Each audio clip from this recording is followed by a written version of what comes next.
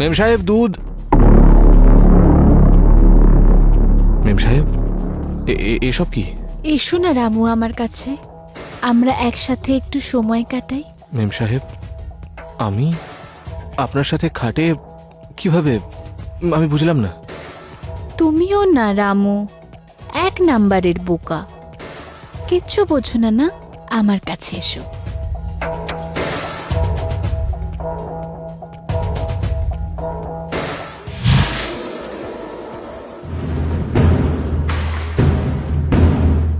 আসলে কি বলো তো রামু, তোমার দাদা কিছুদিনের জন্য বিজনেস মিটিংয়ে গেছে, ওর কিছু কাজ আছে, আর আমি এখানে বাড়িতে একা আছি। তাই আমি চাইছি যতদিন না তোমার দাদা ফিরছে তুমি আমার কাছে থাকো। আমার কাছে না একটা ডিল আছে, পুরো 20,000 টাকার। ততদিন তুমি আর আমি এখানে একসাথে থাকবো। আমি বুঝে গেছি মেম সাহেব, আপনার খেয়াল রাখার জন্য, আপনাকে দেখভাল করার জন্য, তাই তো? ঠিক আছে মেম সাহেব, আপনি আমার দিদির মতন, আর আপনার জন্য আমি সব করতে পারি। আরে ছি, আমি তোমার কোনো দিদি টিদি নই, আমি তোমার বউ হতে চাই। মেম সাহেব আপনি পাগল হয়ে গেছেন নাকি? এসব কি বলছেন আপনি? আমার তোমাকে খুব ভালো লাগে, স্লিম ট্রিম হ্যান্ডসাম। আমার বরকে দেখেছো, কত মোটা। আমার এরকম আনফিট লোক একদম পছন্দ নয়, আমার তোমার মতো ছেলে পছন্দ। প্লিজ আমার বর হয়ে যাও। মেম সাহেব আপনি কোনো নেশা করেছেন নাকি? নেশা তো আমি করেছি, কিন্তু তোমার ভালোবাসার নেশা। হয়ে যাও না রামু আমার বর, প্লিজ। Please হয়ে যাও। মেম সাহেব ছাড়ুন, মেম সাহেব শোনো ছাড়ুন। না। আমি এরকম কিছু করব না। আচ্ছা, তো তোমার টাকা কম মনে হচ্ছে, কোনো ব্যাপার না, আমি না তোমাকে পুরো 1,00,000 টাকা দেব। এসো না প্লিজ, আমার হয়ে যাও না রামু, এসো মেম না। সাহেব দেখুন, আমি আপনার কাছে হাত জোর করছি, আমি আপনাকে কখনো ওই নজরে দেখিনি। মেম সাহেব এই কাজের জন্য আপনি আমাকে 20,000 কেন, 1,00,000 কেন, যদি 1 কোটিও দেন না, তাহলেও আপনার সঙ্গে আমি এই নোংরা কাজটা করতে পারবো না। ব্যাস মেম সাহেব, যাচ্ছি আমি, আর কখনো ফেরত আসবো না আমি। আরে দাঁড়া রামু, দাঁড়া, তোর কোথাও যাওয়ার কোনো দরকার নেই। দাদা আপনি দেখলেন যে দিদি আমার সাথে কেমন অদ্ভুত ব্যবহার করছিলেন?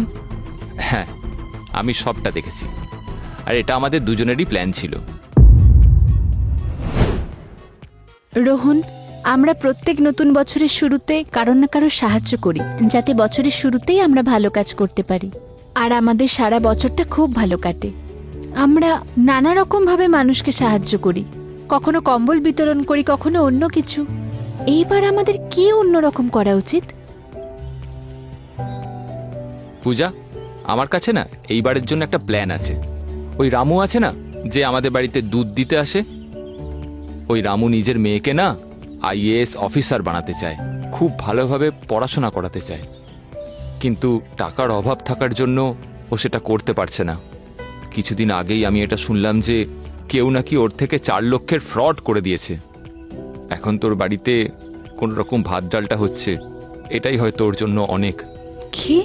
হ্যাঁ, ও বেচারা নিজে মুখে কিচ্ছু বলে না, কিন্তু আশপাশের মানুষজন এই কথাগুলো বলে।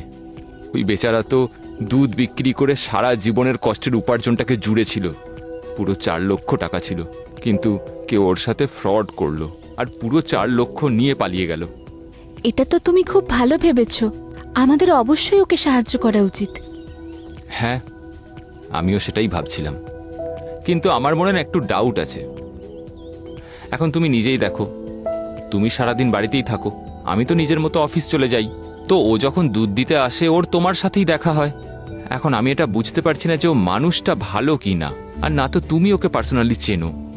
তো আমি ভাবছি যে আমরা না একটা টেস্ট নিয়ে দেখি, যাতে করে আমরা এটা বুঝতে পারি যে যাকে আমরা সাহায্য করতে চলেছি তার কি সত্যিই আমাদের সাহায্যের দরকার নাকি না।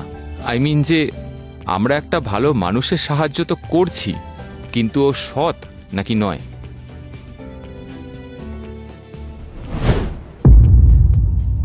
আমার তো তোমার ওপর বিশ্বাস ছিল, কিন্তু তোমার দাদা তোমার টেস্ট নিতে চাইছিল, আর তুমি সেই টেস্টে ভালোভাবে পাশ করেছো।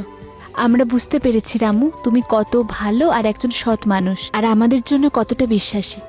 হ্যাঁ রামু, আর সেই জন্য এই নে কিছু টাকা রাখ তোর আর তোর পরিবারের জন্য। নতুন বছরের তোকে অনেক অনেক শুভকামনা। হ্যাঁ সত্যি? সত্যি দাদা? মেম সাহেব, হ্যাঁ রামু, তুমি এটা ডিজার্ভ করো।